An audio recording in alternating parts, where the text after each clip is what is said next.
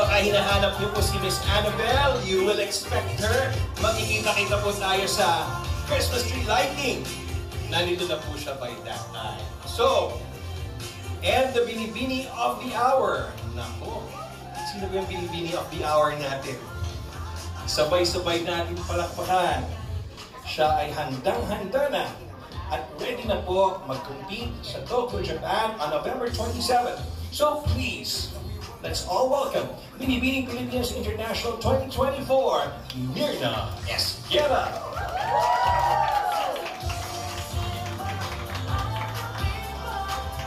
Good afternoon, everyone. On behalf of our chairperson, Madam Sarah Marquez Araneta, I would like to extend our warmest greetings to our media friends, our sponsors and partners, pageant supporters, our lovely queens, and all who continue to believe in the timeless legacy of Binibining Pilipinas. Today we gather to honor and celebrate our 2024 Binibining Pilipinas International Myrna Esguerra to represent our country on the global stage. This send-off marks the culmination of months of training, preparation, and dedication, and the beginning of an extraordinary journey that carries with it the dream and pride of the Filipino people.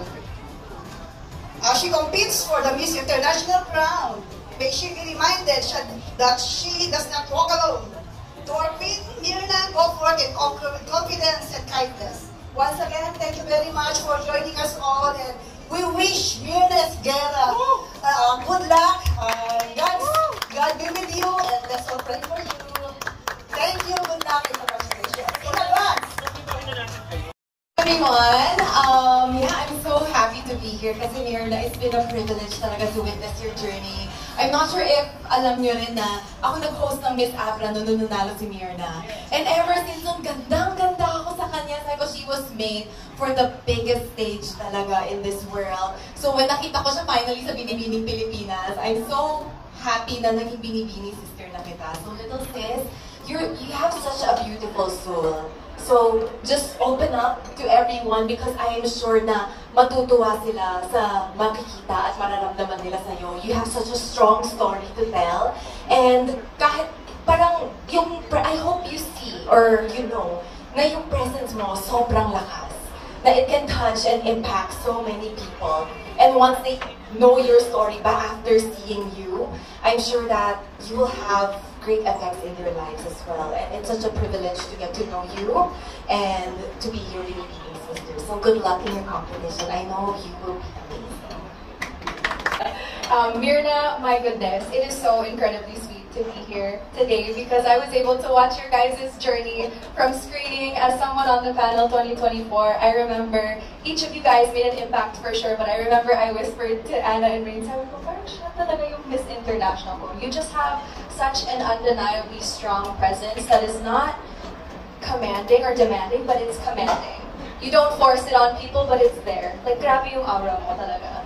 And it's effortless, which is the best thing about you, but at the same time, you show the Philippines that you don't need to be loud in order to be strong. You can be soft and steady and kind, and you can carry your story with a purpose. So I know that you're going to do that in Japan. I want you to give me the extra pressure when you win the 7th round. Okay na yan, don't worry about the challenge. I want us to recreate the crowning moment from this year, back-to-back. First and foremost, 7th Miss International crown. I'm so proud of you.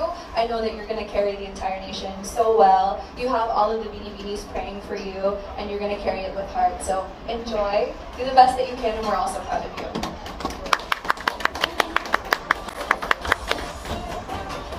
Okay, my turn. Hello everyone, and thank you for coming and celebrating this beautiful moment with us and for Ate. Oh my God! I always tell her, this isn't pansit! Finally, our batch, I can say and I can attest that we've really been close. I feel like our family and this bond is going to be forever. So, I want to cry.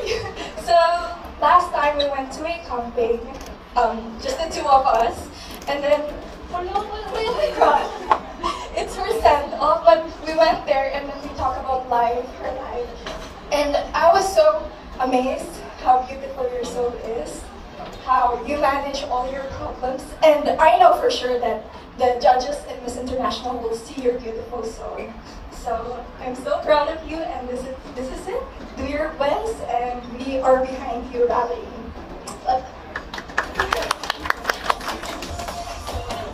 Ako muna, kasi yung kabalin yung last. So dito muna ako. Napakabilis ng panahon, parang we were just doing our media rounds. And then ngayon, ito na. Parang in less than a month, you're gonna be competing. And I'm so proud of you, Mirks. I've seen you grow from winning the crown, from being the reigning queen, and ngayon to carrying our flag in an international arena. And I couldn't even be prouder of who you are. Look. And kilala naman natin si Myrna as a beauty queen. Alam ko, she's 101% for this. Hindi niya tayo bibiguin, and hindi yan lalaban ng wala siyang alas. And more than that, Mirks, my advice to you is don't forget yourself. Alam ko na you're doing this not just for you, but for your family, for your friends, for your loved ones. Pero importante na nag-enjoy ka. Dapat lagi mong iisipin na happy ka sa ginagawa mo because it will show. So Mirks, galingan mo ah.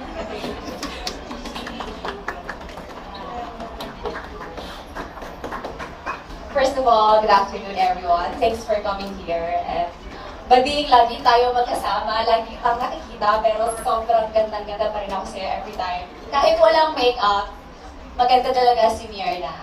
And I've said this many times before, but I'll say it again. Despite being one of the younger ones in our batch, she was our standard when it comes to how one should show up. Because Myrna will always show up ready, will always show up na parang talagang pag pumasok siya sa isang room, she's ready to command the room. And kahit na kami, kahit sa diamond badge namin, siya pa din ang isa sa mga mas bata. Kami ni Doc, parang mas meron pa kami natututunan sa kanya kasi we all know that she's a pageant veteran. She has a lot of experience from teenage years pa niya, sumasali na siya. She has experienced everything. So, come Miss International, alam natin na pinaghandaan talaga niya. May konti ko din ako. Ayokong may makalimutan dito. So, wait. You know, Myrna and I, we were together for the last few weeks for some events. And nakapag-share din siya ng mga preparations niya. And I am so excited na makita niyo lahat ng mga pinrepare niya for all of us. And among the many conversations that we've had, yung pinaka nag-stand out talaga sa akin ay yung dedication and heart ni Myrna sa ginagawa niya. Napaka-dedicated ng tao. If we have Catriona Gray for Miss U, if we have Emma Digla recently for Miss Grand, ngayon, we have Myrna Esguerra for Miss International. I'm very confident to line her up amongst these renowned beauty queens because she's also the type who will go over and beyond.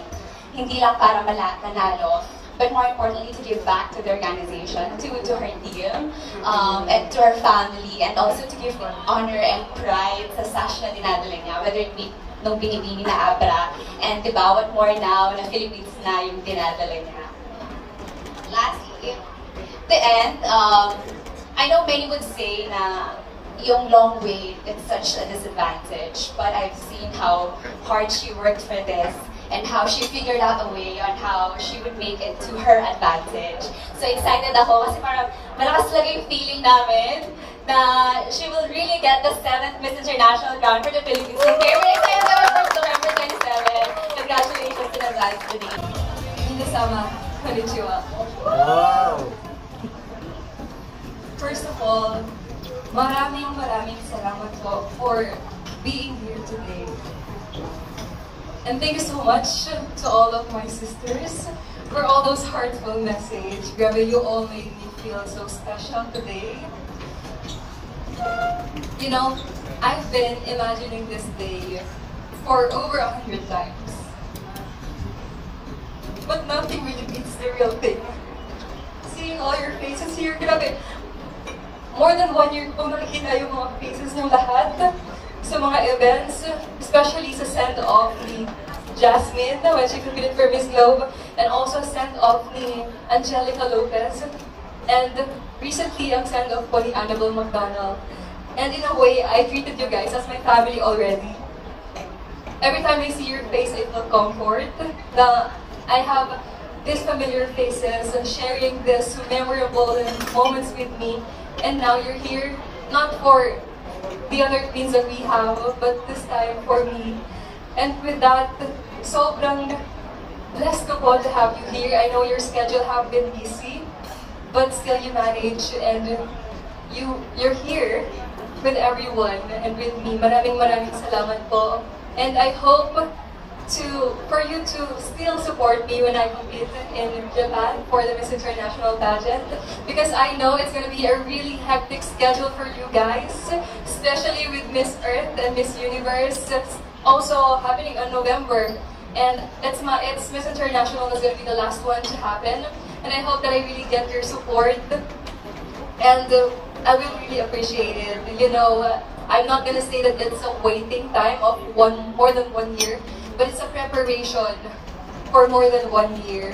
Along the way, I saw the beauty in waiting, and ever since I started my career in pageantry, I always appreciate kung gaano kaganda yung waiting time, because it's really all about perspective, and the way I see it is an advantage for us, because I was able to do everything and prepare everything in 1 year. And right now, if there's gonna be a mistake, actually, there will no be mistake, because sobrang prepared po tayo from everything, planchado lahat, and I am so proud that in 1 year, me and my team were able to visit the 3 major islands of the Philippines, Luzon, Visayas, and Mindanao, and we saw the beauty of the Philippines, the culture of the Tinig in South Cotabato, and the beauty of Santa Fe Bantayan Island, and the children from World Vision Philippines to SOS Pilipinas, and from around the Philippines. And there I saw children who reflects the same stories that I have when I was a kid, and it just my journey, it became even more special, because I have a strong reason on why I'm doing this. Kaya maraming salamat po for trusting my sister, for trusting me that I have the capability to win the Miss International crown this year. And I'm not gonna make any promises, but the thing that I'm gonna say is I'm going to Japan with my most authentic self and my genuine heart and intentions. Thank you so much, guys.